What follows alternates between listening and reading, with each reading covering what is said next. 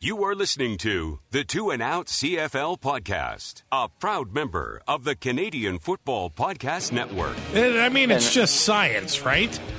Yeah, you could have made your hole bigger. Okay, yeah, wait, don't. Let me change what I just said. Actually, I don't think I can, if I'm honest. Grab some poutine and a double-double. It's time for the 2 and Out CFL podcast. Now they have to kick it out, and they do! Every week, Travis Currah. Does anybody still care about this podcast? And Brazilian Ty. Hunters are people, too. Talk fantasy football, bring you the latest in CFL news, and sprinkle in a little bit of nonsense. Are you kidding? This is unbelievable! Ready, set, hunt! And we are a part of the Alberta Podcast Network powered by ATB. Holy man, Brazilian Ty. My voice is sort of back after the Grey Cup on Sunday. I was in pretty rough shape. Safe to say you sound probably 90% better than you did Sunday afternoon. And I don't know why it went. Saturday night I had it. Sunday I didn't. I think I have theories. Okay. Let's go through those theories and just kind of wrap up the week that was in Edmonton for the 106th Grey Cup. You know what? Every single year I go into the Grey Cup thinking, this is not going to be as fun as last year. And maybe I don't think that, but sometimes I think, how is this ever going to top any previous Grey Cup? Everyone I've gone to, I have an absolute blast, but I think this one ranks up there as maybe the greatest of all time. And I think a lot of that has to do with the festival committee. Everything was so centralized, super easy to get to. I know downtown was kind of a disaster with parking, but with cabs and Uber and the transit system itself in Edmonton, it was just so easy to get where you needed to go and be right in the middle of everything. Granted, I wasn't in the middle of everything on Saturday morning, but other than that little mishap, we were downtown or around everything that was happening basically whenever we needed to be. Yeah, so let's kind of review the Grey Cup Festival in this podcast. The game, I think, has been talked about ad nauseum, so we'll just go through that briefly. Let's kind of go in chronological order. We'll start Wednesday night. I was actually in Red Deer working. And I hate you. You hate me because we're starting with Wednesday? You were in Edmonton. And I think one of the biggest parts about Grey Cup, if somebody asked me, I'm going to my very first Grey Cup, I'm going to go there from Thursday until Sunday, do you have any advice? And I would say pace. Don't black out day one. Exactly. I would say pace. But now it seems it's growing every single year that Wednesday is now the time to arrive at the Grey Cup City. A lot of the veterans and the people that have been doing it for years have themselves kind of a meetup. And, I mean, if you're going to your first one, maybe start with the Wednesday and meet some of these people that have been going to Grey Cups for decades. I guess I'm at a full decade of Grey Cups now. The next one will be starting the second decade. But how was the Wednesday night? Was this meetup at O2's? It was at O2's, okay. And from what I vaguely remember, before 9 p.m., it was a lot of fun. I got to meet Brian from the BC Lions podcast. I went with Andrew. Andrew from the Eskimo Empire podcast. Him and his wife were gracious enough to let me sleep in one of their bedrooms on Wednesday night, and thank God, because I was not functioning. And he took me to 7-Eleven, of course. Perfect. Joel Gasson was there. Josh from Podski Weeby showed up. Ryan from the Horsemen. Piffles. It was a lot of fun. Got to meet some people that we only interact with on Twitter and some fans. And we had some cards out. We had buttons made. I was able to, I don't remember paying for them, but I guess I did. It was just an all-around great night. Probably shouldn't have drank double whiskeys on an empty stomach. I have two rules. And the two rules are don't drink doubles before supper, and rule number 2 is remember rule number 1. And I didn't eat at all on Wednesday, and the first thing I ordered was a double Gibson's and ginger ale, and the night just went downhill from there. Or uphill, depending how you look at it. No, Andrew said by 9 o'clock I was a puddle, so I'm assuming that's downhill. So this is so funny because Carlos from the CFL, he kind of runs the Twitter account. And, I had messaged him earlier in the week, hey, is there a chance you could hook us up with some swag to give away at 2 and Out Live? And he's like, yeah, I could do something for you. And he wrangled up some Grey Cup toques for us to give away at the big show. And I finally got like details from him on Wednesday as to what we could do. And he's like, 10:30 Thursday morning, Shaw Conference Center. Meet there. So I'm trying to get a hold of you. It's not happening. And you finally read the message and you're like, what? I thought sound check was at 2:00. Yeah, it was, my phone died by the time I got it plugged in. I was laying on the floor in the living room because I was as close to an outlet as I could get. And it was 10:15, and I'm like, I guess I have to go downtown. This is not what I need to do right now. So I quickly sprayed on some deodorant and brushed my teeth as best I could. And poor Carlos, I probably smelled like a damn brewery, but he gave us toques and wanted to make sure that we gave him all the info we could from 2 and Out Live, the pierogies and all that stuff. So it was good. I apologized a couple times for being late, but he seemed okay with it. He gets it. It's everyone's Grey Cup, much like we saw at the coaches' press conference. Yeah, what happened at the coaches' press conference? I can't remember who it was, but he stumbled through a question, and Rick Campbell looks at him and goes, rough night?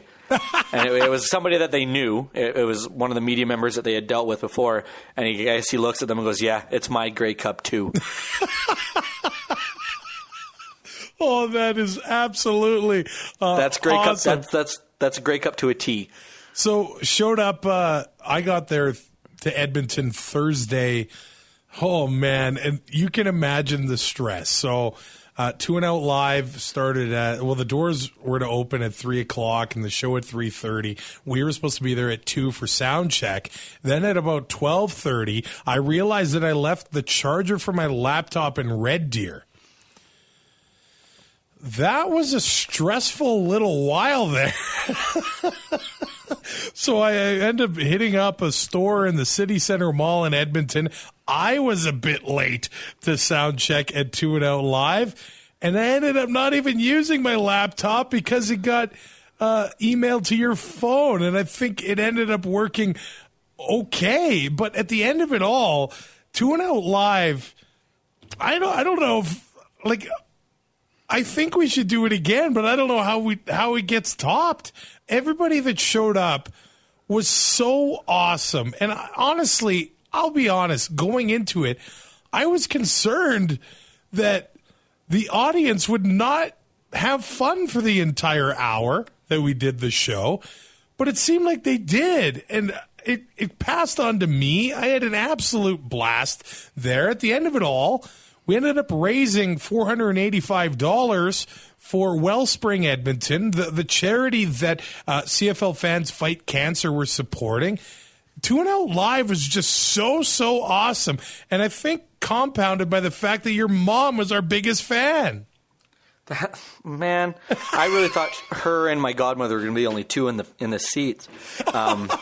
When she took off her jacket and had the 2 and Out T-shirt, I was like, "This is not happening right now." So she asked me to sign it too. Yeah, first, not even me. And then eventually, she was nice enough to Zach Evans, and he was in a better mood after than we thought he would be, and he was willing to sign the shirt as well, which was awesome. So I'm sure that's probably going to be hung up in the living room somewhere, right next to my grad picture. But no, lots of fun, and and we had somebody, at least one person from each team. We did, yeah. Fan-wise, we didn't realize at the time when you mentioned Hamilton, but Josh from Potsky Wee Wee was in the back. We kind of forgot about him. He kind of just slipped in back there. And the entire Argos fan base showed up, which was nice, all three of them. So it was a lot of fun. I can't believe you ate 18 pierogies in under 2 minutes. It's kind of disgusting. It did not help my hangover. But it was damn impressive, and I think a lot of it goes to Ryan and Janine for hopping on with us, because they were a lot of fun too. The real stars of the show were them. We were just kind of steering the ship a little bit. But yeah, it was so funny because leading up to it, you said you weren't going to be able to watch the pierogi eating competition, but you ended up being like the official, so you kind of had to. But I made sure not to look at your mouths. I just watched how many pierogies were left. Okay. And then when I watched the video after, I was like, oh my God, I'm getting sick again. And this was, Monday when I watched it for the first time, and it's impressive, but at the same time, it's goddamn disgusting. So I still haven't watched it. I don't know if I will. Do you remember how you started? Okay, well, tell me, how did it start? Because you picked up 3 pierogies and shoveled them into your mouth all at once. You see, I don't even remember that. See, you blacked out. You were competitively blacked out. You were too in the zone. Well, here's the thing. That was my your Grey Cup. Yeah. That was the closest I will ever get to a championship. Well, no, didn't we win dodgeball in high school? We did. We totally did. So, it's on that level. Which is pathetic. Winning intramural dodgeball in the 12th grade was one of the greatest things and greatest sporting achievements of my life.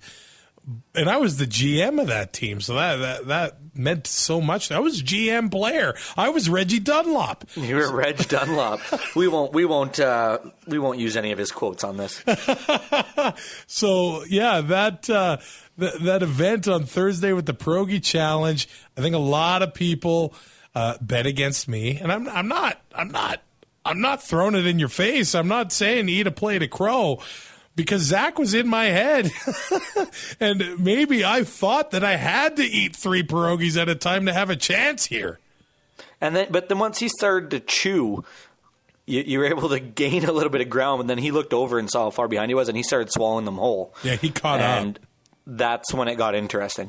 So the pierogies came from Shumka Ukrainian restaurant in Edmonton. I ordered them skip the dishes. And which is the greatest thing ever.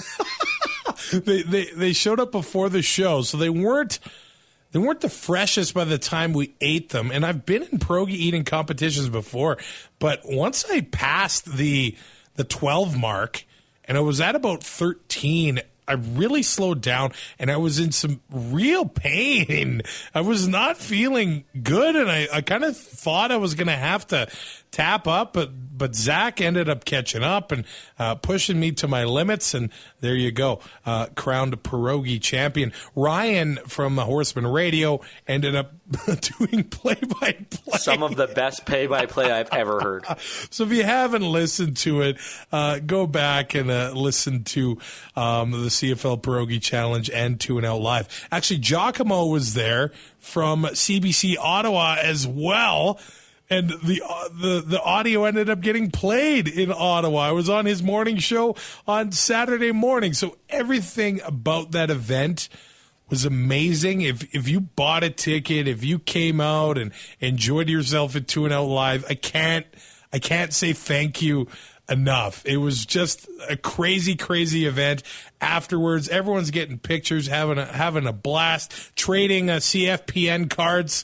The Eskimo Empire boys had the Canadian Football Podcast Network cards, and those were so cool, although there was a printing error on mine, which apparently I approved the proof, but I do not remember seeing it. I'm taking zero responsibility for this. You're taking zero. You're the one that said looks good, aren't you? No, I don't remember. But let's be fair, I don't remember a lot of things for obvious reasons. So under my name, it says @FreeBalicious, which of course is not my Twitter handle. So Andrew got like double the followers this week. Yeah, look at that. He's the pierogi king. I love how you changed your Twitter name to Pierogi King, by the way. Yeah, just for Grey Cup Sunday. That's just amazing. For Grey Cup Sunday. And should have been the real Pierogi King. And then people see the real, and they're like, oh, this guy's legit. Then it can get a blue check mark and everything. Yeah. If Grady's got one, you can get one. So then Thursday, 2 and Out Live happens. We kind of go our separate ways.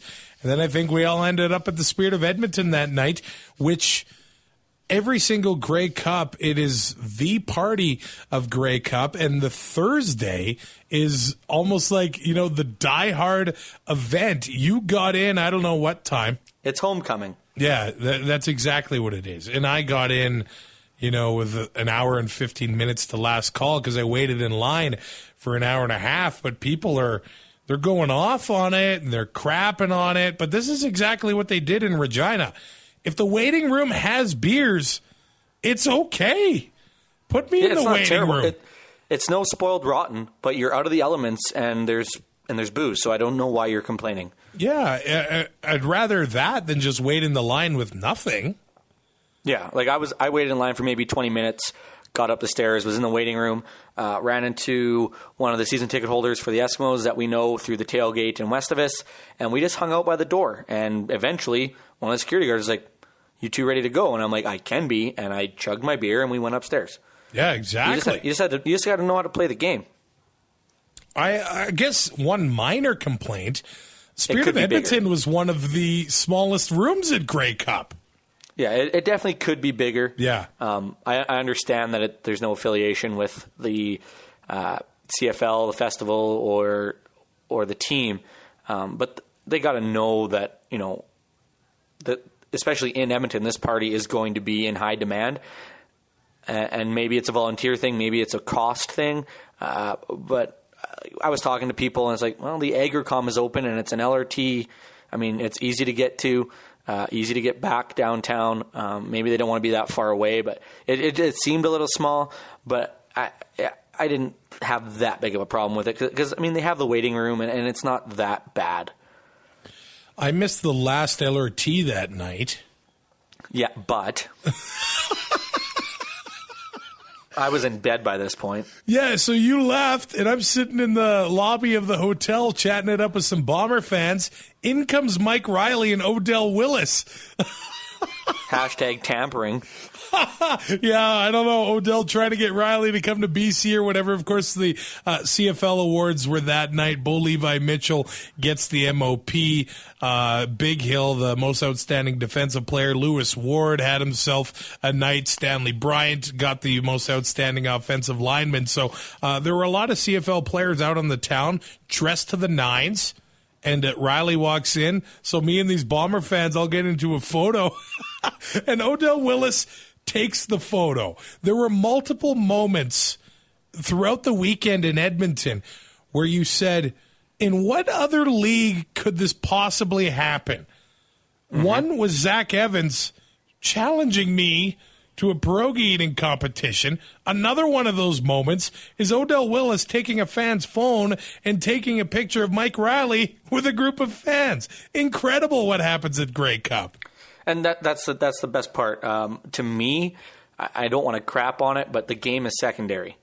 The parties and the fellowship and getting to see people you only see once a year, and the social aspect and meeting all the players that are there, whether it be at the festival for the team or for the league sanctioned stuff with Shaw, or just running into them like we did, whether it be Mookie Mitchell a couple years ago in Winnipeg, and he was at Spirit of Edmonton again. But you run into these guys, and they're more than willing to take pictures. They're more than willing to have a 2-minute conversation, and it just doesn't happen in any other league, and it's awesome. So it was worth missing the last train to have that interaction with Odell and Riley. How mad was Taylor at you though? She was okay. She values sleep, and she got to meet Riley last year at the Grey Cup in Ottawa, so she was okay with that. Me, I have not. She had more sleep that night than I think my weekend combined. So, yeah, probably. Friday morning, we head downtown for the State of the League address at the Westin, the same room as the Spirit of Edmonton. So whoever had to clean up that room and get it ready for the State of the League, 2 thumbs up go to you for that hard work. I guarantee the dance floor was still sticky. Yeah, it had to be. Like when we went on it Thursday night for the last couple songs, my boots were sticking to the floor. With all the booze that was spilled on it. It was brutal. Oh, that is so awesome. So then, that happens. We kind of take it easy for the afternoon, and then we head to the Schooners room, Man. For Friday, it opened at 3 o'clock, and I gotta say, did it though? So one of the volunteers for the Schooners said that the alumni lunch went long. So it ended up delaying the opening of the Schooners room.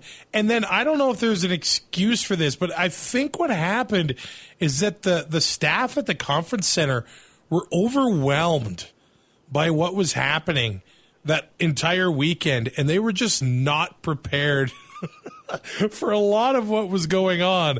But, man, it ended up being a good time after a shaky start at the Schooners room, I think. Well, and once we found a table and the other bar that was not nearly as busy for some reason, it's like nobody knew it was there and it was perfect. It was a lot of fun. The Joe from Rouge, White, and Blue showed up. Josh, again, from Podski Wee Wee. We had Janine and Podcast Brian and the Atlantic Schooner or the Atlantic Zone coverage guys. We all had tables kind of right beside each other, and it was a lot of fun. I didn't have a lobster roll because I'm not going to eat seafood at some conference center where it's not fresh. That just does not appeal to me whatsoever. I had a lobster room. They were making the lobster, man. Yeah, but it other than the shaky start, it was a lot of fun. They had the announcement, of course, which is the whole reason why we really wanted to go on the Friday. And it was packed. It was a blast. The different dance teams that come through and everything. It was a lot of fun. But with where we were, it was impossible to have a conversation. Yeah. So that might have something to do with your voice. Yeah, with the music on, you had to yell. But it was so worth it. And you know what? We left that night. We went to a pub, had some beers. For the second time that day. Yeah, and had some fun and actually called it an early night.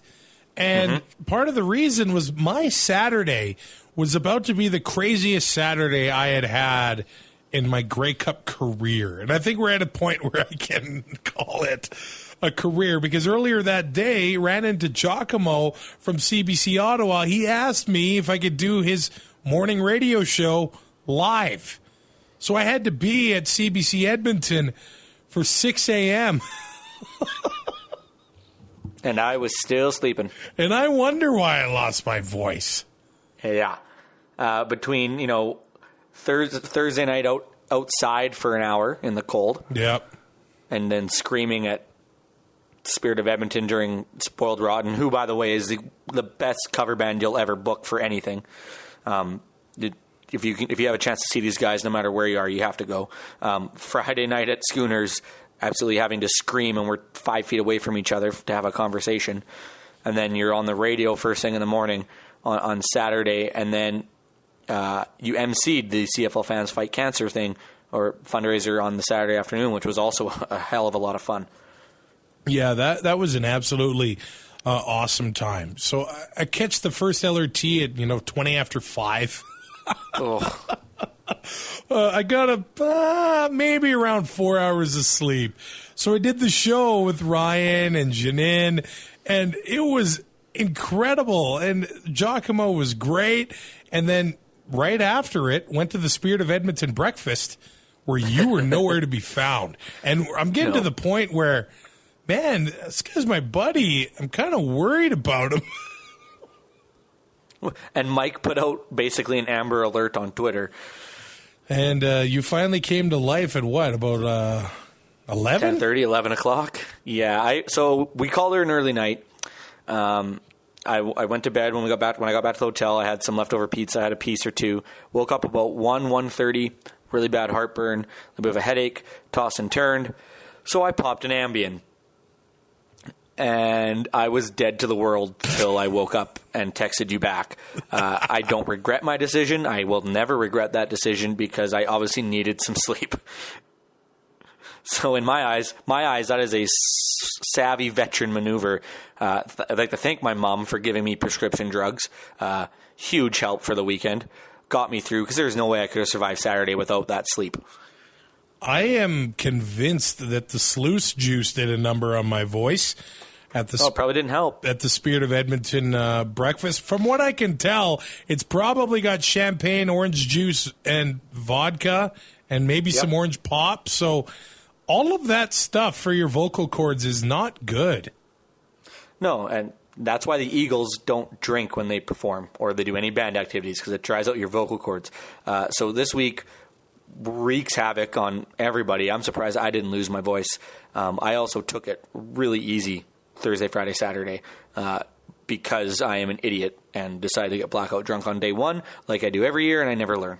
So after the Spirit of Edmonton breakfast, which was awesome, we headed over to O2's. You had some bad memories of Wednesday night, but we were there to raise money for Wellspring Edmonton. It was the CFL Fans Fight Cancer event.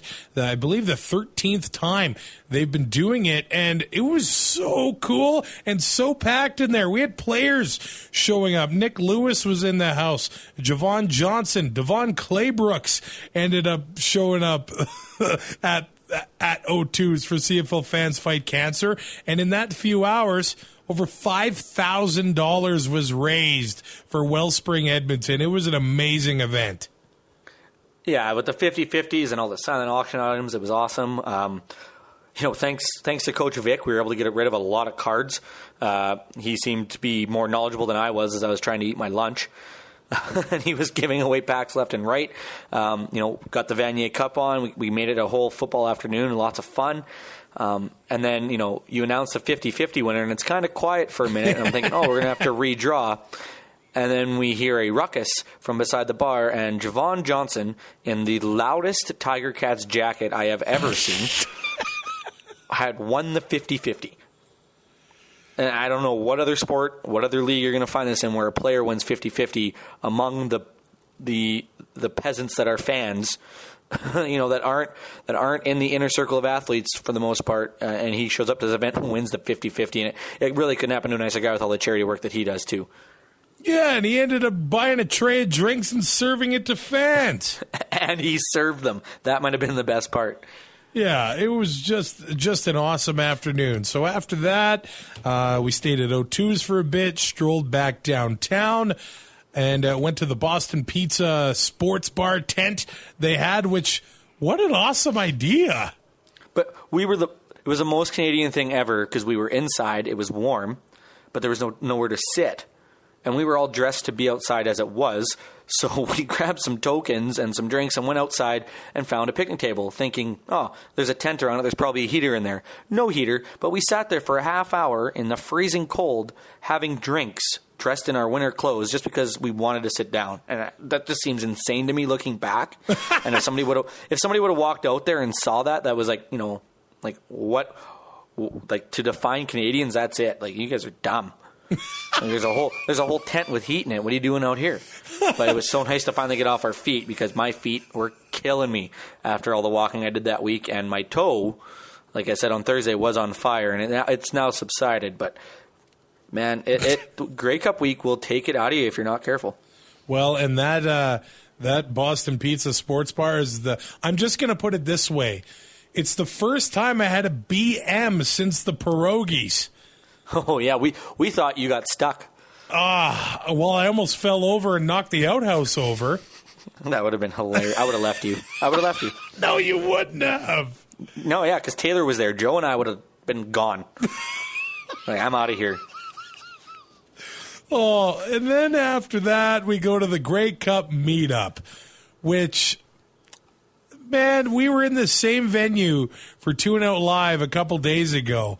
But the CFL staff put together an amazing venue, and they spruce up that place. The lighting, the signage, the DJ going, the prizes they have. DJ Mello. Yes, for the Eskimo games. Everything they do is amazing, and they do everything top-notch, and they make sure every fan feels welcome. Enoch Mwamba was in the house. S.J. Green was there. We met Naaman Roosevelt earlier in the day. Andrew Harris ended up showing up. The Grey Cup meetup was just an awesome time. There's nothing bad I can say about it. The only thing is that they changed the date. And I get the whole venue and wanting to keep it close. So it coincided or kind of bumped into concert that they had. But it was so much fun while I was there. I had a blast. And like you said, Henoch Mom was there. We showed up, and I even said, man, really sucked you getting cut and, you know, not on the Riders anymore. I was like, hey, man, football's a business. And to hear that from him and not just, you know, hear people, not just hear it on TV, but to actually him tell you it personally, it just shows you, like, yeah, these guys know what's up. And, you know, if they get cut because it's money, well, they're going to have to go make money somewhere else, and they get it. So it kind of just gives that human aspect. But I think the highlight of the meetup was Zach Evans when he showed up and showed you how to shotgun a beer properly, because he dummied you. Okay, I got to pull back the curtain a little bit here, because there was also Kim Mitchell, Loverboy, and Trooper. And we ended up going to the Shaw Conference Center to catch Trooper. And you ended up playing referee between my wife and I. Because they took my ticket, they ripped it up, and I was like, oh my God, I have to go back to the meetup. They scanned her in. You ended up having an extra ticket. It all ended up working out in the end, because I went back to the meetup while you were at the concert. And I walk into the meetup, and they announced me as the winner for a set of winter tires from Cal Tire, some Grey Cup tickets, and a pregame on-field experience at the Grey Cup. Honestly, man, completely blown away that this is all happening. So then, yes, Zach's there and challenges me to a shotgunning competition, which I had never done in my entire life. And let's face it, man, I was up at 4:45 that morning. I'm not even – people are chirping me for losing this, but I have no shame. I thought I did okay. You did average. I mean, that like Zach, I think it was literally 2 seconds, and I don't know how. I don't know if he cheated. I don't know if you let him win like you let him, or like he let you win the pierogi contest.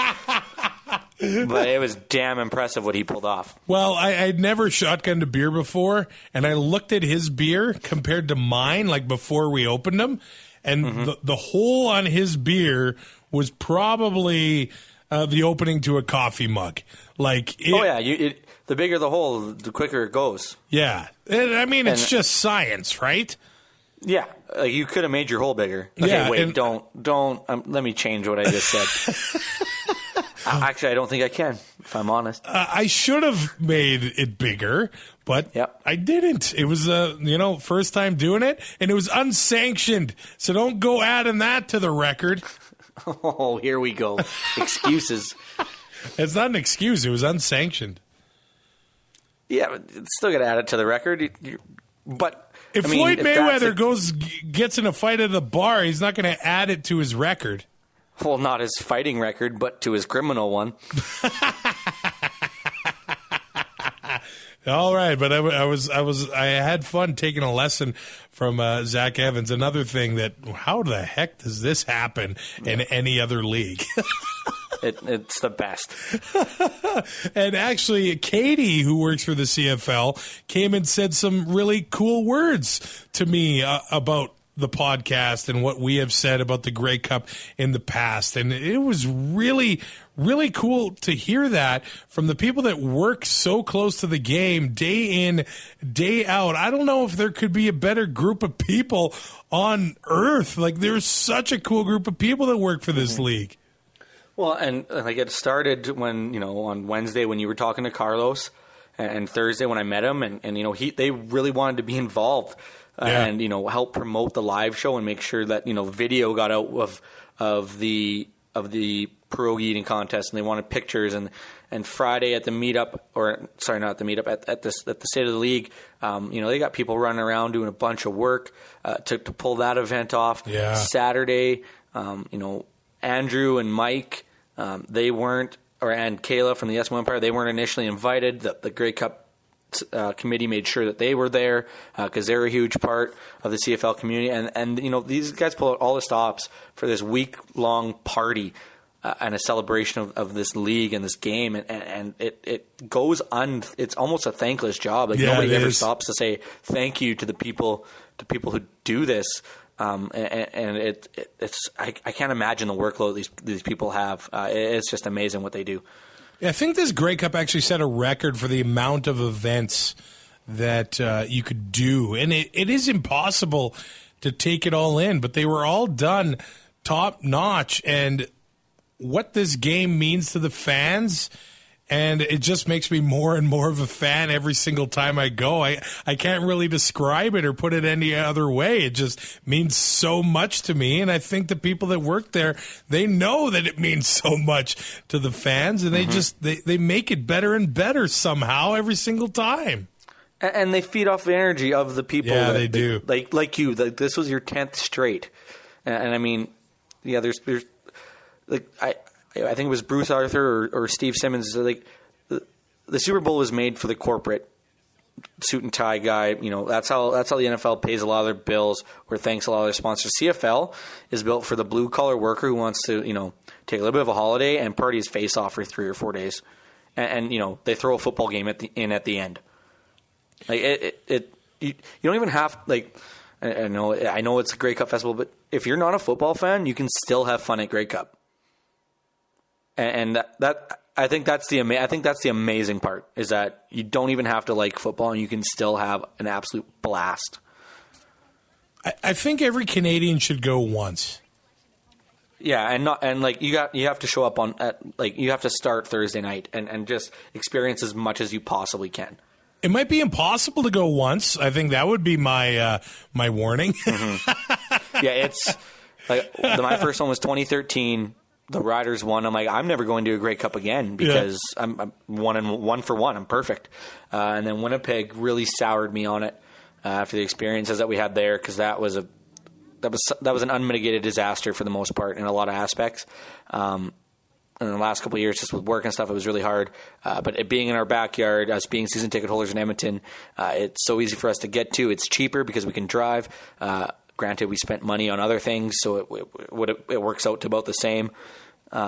It's just one of those things that just it brings, and like the football community. It doesn't matter what color you wear. Everybody's friends. Yeah. The only time I got chirped about anything was at the game, and it's because Stampeder fans were drunk and trying to tell me that Ottawa is already taking my money and screwing me over, so why let them win again? It's like, if we're gonna make this political, we're not having this discussion. How did you like the concert? It left a lot to be desired. In what way? Well, I hated the fact that I missed Kim Mitchell. Because he is in my top 5. Right. I love Trooper, don't get me wrong. And Loverboy, I'm indifferent to. I like Loverboy, but at the same time, it's like, I'm not a fan of Loverboy. They looked old, and I thought Mike Reno from Loverboy was going to die on stage. It also could have been the fact that I was pacing myself well. It's just the amount of people and the constant standing and, having to yell to have discussions. I was just getting wore out, beat down. I ended up leaving a drink on the table. I'm like, I'm done. I pulled the adult move. The rule, you never have to finish your last drink. And I shut her down and I went home. It was a lot of fun. We ran into Janine and her husband there, so we were able to party with them. And Ian, who sits behind us at Eskimo Games, was there with his wife. And it was a good social event, and it was a lot of fun. But I mean, if we're gonna keep dredging up 80s Canadian rock bands, I think that concert might go the way of the Dodo Bird, because at some point the fans of those bands are not going to be going to Grey Cup anymore. And then we're going to end up with Justin Bieber at the Shaw Conference Center in 20 years, and I don't know if I'm going to want to go to that. So we get to game day, and I got to go onto the field beforehand, which was really cool. I'd been on the field at Commonwealth before, but to be there for Grey Cup game day was something else. There is a different buzz in the stadium when it is Grey Cup game day. And Man, that was really cool to do. Get into the stadium about 2 hours before kickoff, and have a lot of fun at the Grey Cup. So I guess let's talk about that game a little bit. Congratulations to the Calgary Stampeders. They win 27-16. Eric Rogers played with a torn meniscus. Derek Dennis was hurt. He had surgery on Tuesday before the rally in Calgary. But the big storyline in this one, and I know Trevor Harris threw himself 3 interceptions, but I mean both threw 2 at the end of the day. It was just the Ottawa offense. One to Jonathan Rose, let's not forget. Yeah. Ottawa just could get nothing going. And a lot of people blame that on the field and the field conditions. And I'm kind of confused how this all happened, to be completely honest with you, because there have been colder Grey Cups where the field the field conditions were not referenced like in this game. And I kind of think it's on the Eskimos.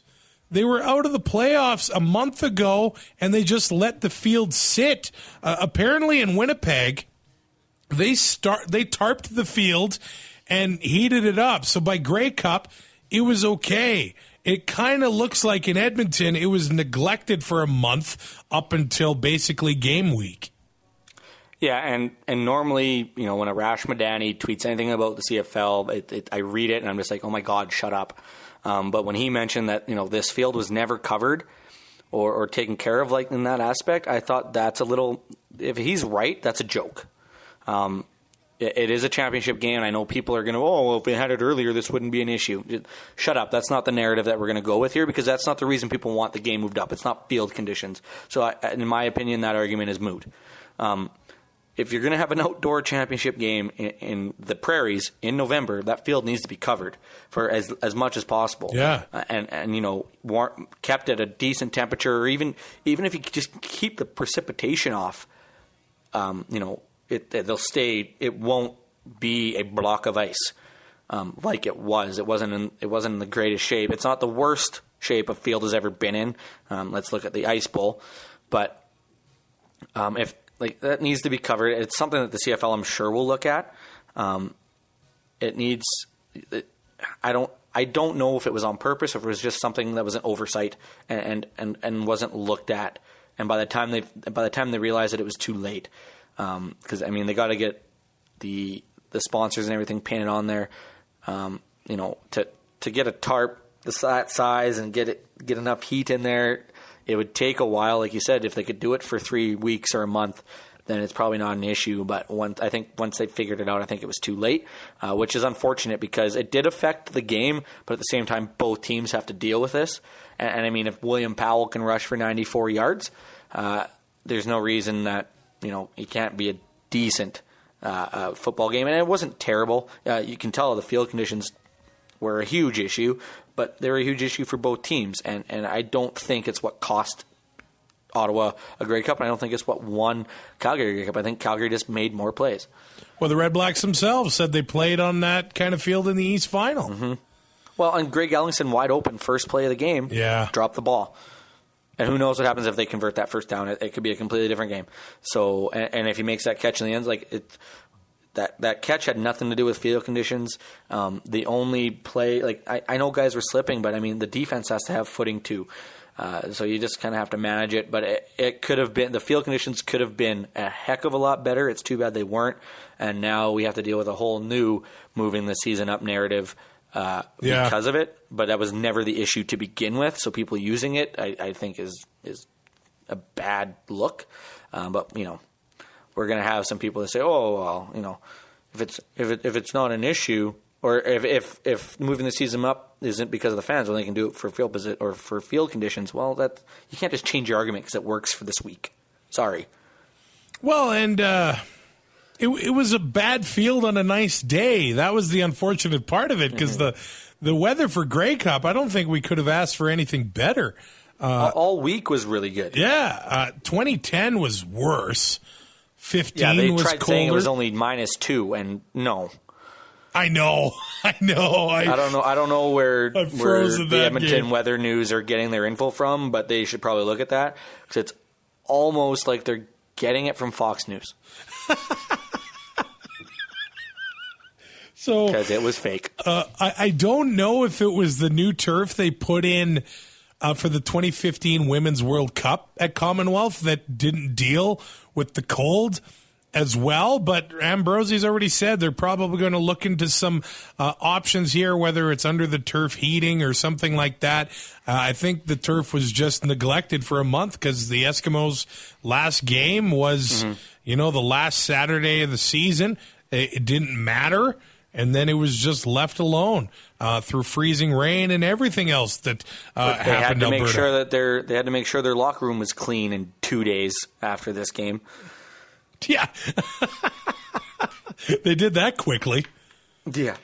You know what wouldn't freeze like this that bad? Probably real grass. Who was the ice bowl on real grass? I think it was, wasn't it? I think everything would have been on real grass back then. Yeah, so but I mean it was also terrible weather for the week leading up to that game, I'm pretty sure. Yeah.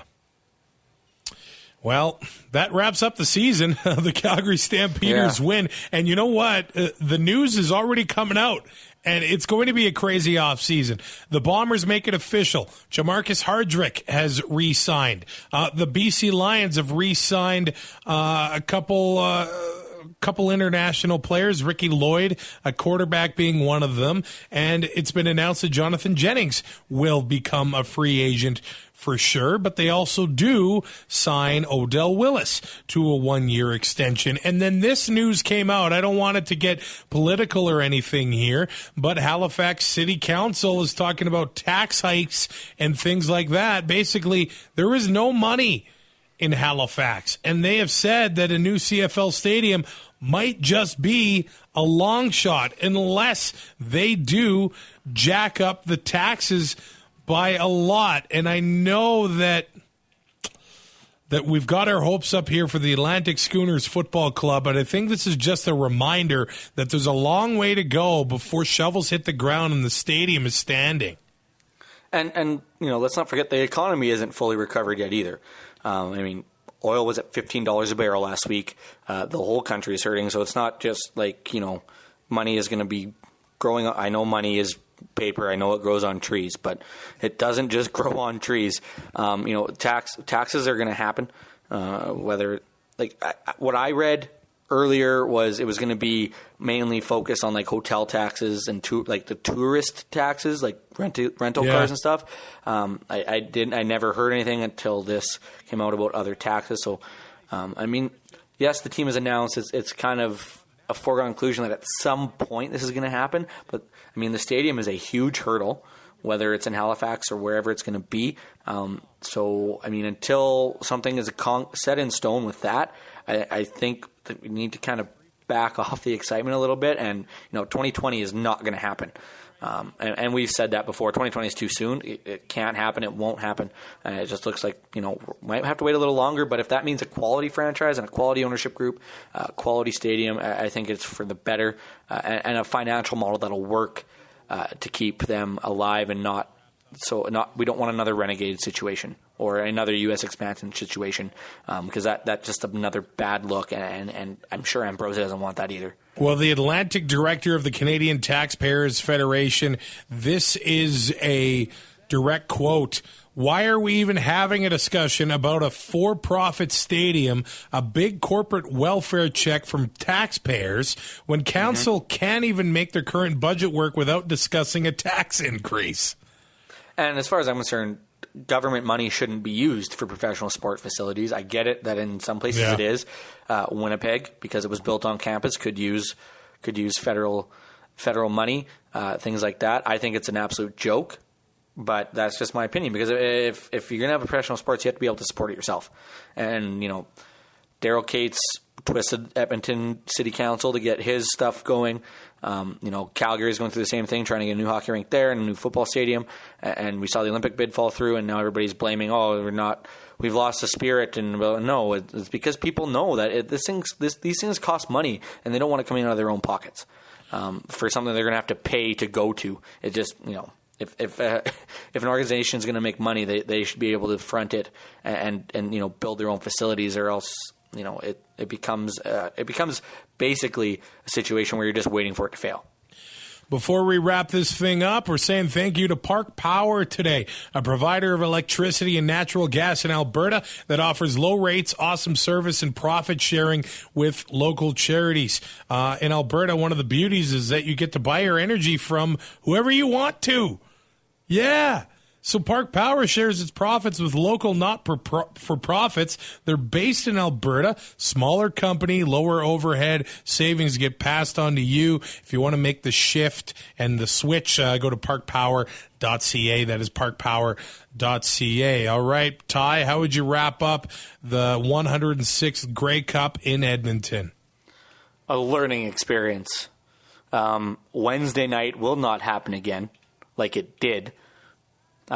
Pace and just embrace the whole thing and do as much as you possibly can when you're there. I almost didn't come out Thursday night as I was dying in my hotel room until I ordered pizza. And then I rebounded and was ready to go. Maybe not as hard as I did in Regina or Winnipeg, but if you have the chance to go to a Grey Cup, I think you have to. Whether or not you go to the game is a different story. We knew people that came just for the festival and watched the game at a bar and flew home on Monday. So there's so much more than just the football aspect of Grey Cup and the Grey Cup Festival, and it's got to be on your bucket list for sure.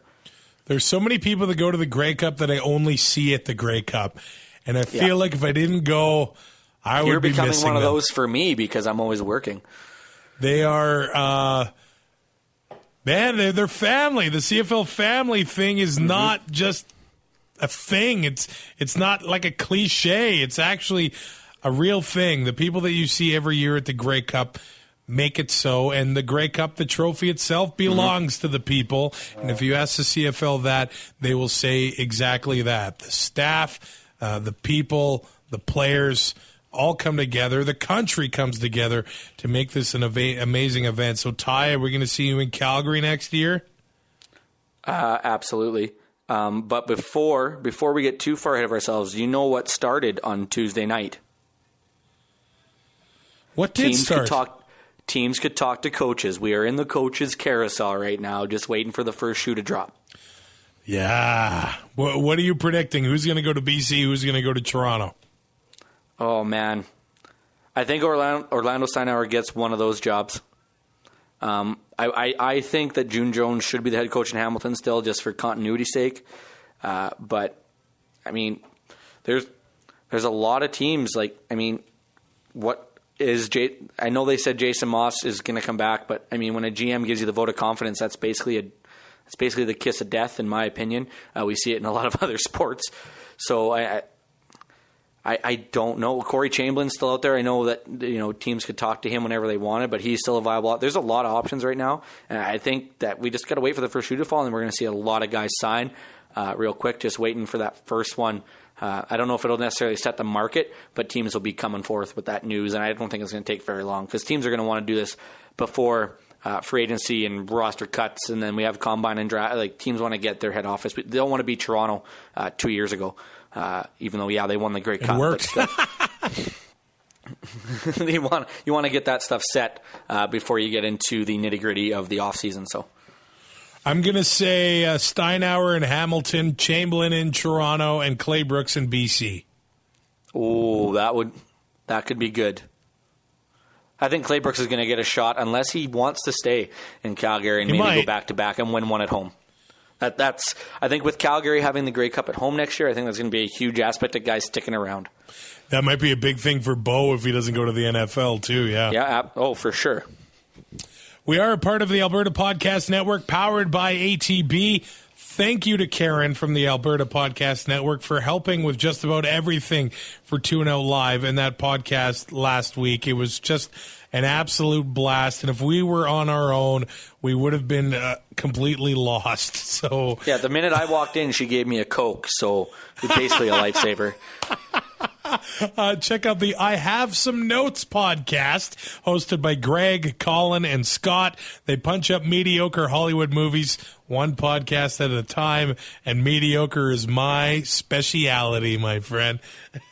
You're like your mediocre grammar you just exampled there, because that was bad. And I want to encourage you to go on Twitter and send Alessia Cara a nice note, because her Grey Cup performance at halftime was awesome, and people were too busy crapping on her. She ended up saying that she's going to take a break from social media. She never said it was because of the Grey Cup halftime show, but I mean, when over 3 million people watch something and this happens, it doesn't take a rocket scientist to figure it out. She's 22, 23 years old, and I thought she kicked some ass on Sunday. And you know what? For the people that are, crapping on that performance, I didn't watch it. Granted, she's not my cup of tea. I'm not going to go out of my way, though, to crap on the performance because I don't like her music. I'm going to be honest, I couldn't care less about the halftime show this year, but that's okay. I'm not going to crap on it. From what I've heard, and I watched a little bit of it, she did a great job. She puts on a hell of a show. But for these people that go out of their way to troll, and we have one that does it to us on our podcast account, and he's a lunatic, but, it's so what? Like, your opinion? Did you did you get what you wanted? Did you ruin her self-esteem? So that's what you're going for. That's what you did. Good for you. You're a keyboard warrior, and I hope you feel good about yourself. But you're a piece of crap. All right. I don't know if that's too far or too angry. I felt a little bit of John. It was pretty good. There. It was pretty good, man. So I'd like to say thank you to everybody I met, but that would just be way too impossible. So if I saw you at Grey Cup, if we saw you at Grey Cup, we'll see you next year in Calgary. I think that covers it, right? Yeah, and if you didn't get your trading card signed, bring them to Calgary, and we'll sign them there along with the new ones if we get new ones. Hey, do you have any left, or did you give them all away? I think I have 2 packs, and I have 2 of mine and 2 of the podcast. So I hope I'm going to open these packs, and hopefully I find one of yours, because I have like a collage idea. Okay. Because I need something to decorate my condo with. And I told you, I signed my name like a 12-year-old. And yeah, I can confirm. And I didn't work on my Brazilian Ty signature, so they're all my real signature. Okay. So if somebody wants to, steal my identity, go ahead. I really don't care. You can have my debt. Damn, that's the wrong identity to steal. Isn't it, though? I do want to encourage you to check out an online auction that's happening right now at 32auctions.com/burgers for charity. And the 4 is the number 4. So 32auctions.com/burgers for charity, raising money for YWCA Regina. My good buddy, Darren from Game Changers Canada teamed up with Charleston Hughes of the Riders to make this happen. So there's a cool number of things up for auction there. A Riders team signed football, a Hughes signed jersey, CFLPA fan mystery pack. There's the Bob McKenzie book that came out not too long ago, and it's autographed as well. So 32auctions.com/burgers for charity. 4 is the number 4 in support of YWCA Regina. Give us a rating, a subscription on iTunes, and we'll talk to you throughout the offseason. Thanks for listening. Find more great shows like this at CF Pod Network on Twitter.